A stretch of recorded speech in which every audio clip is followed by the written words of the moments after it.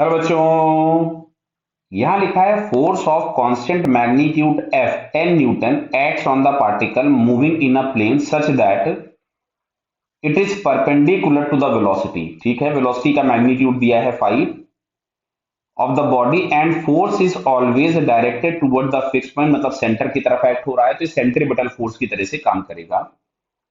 Then the angle in radian turned by the velocity vector when particle covers a distance 10 meters, take mass of the particle is 2 kg। तो देखो भैया, ये जो force हमारे पास लग रहा है, now this force is acting as a centripetal force.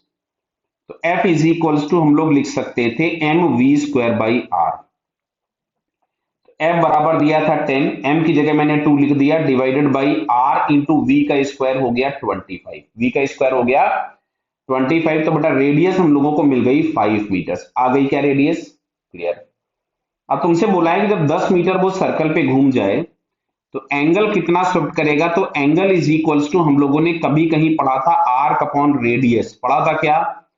तो आर्क बराबर दिया है 10 मीटर और रेडियस दिया है 5 मीटर। रेडियस कितनी आई है? 5 मीटर। अभी अभी हम लोगों ने कैलकुलेट किया तो जो एंगल हम लोगों को मिलेगा, ये एंगल हम लोगों के पास हो जाएगा 2 radiance. Clear?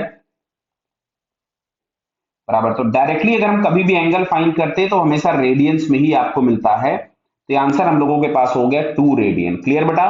Okay, all the best.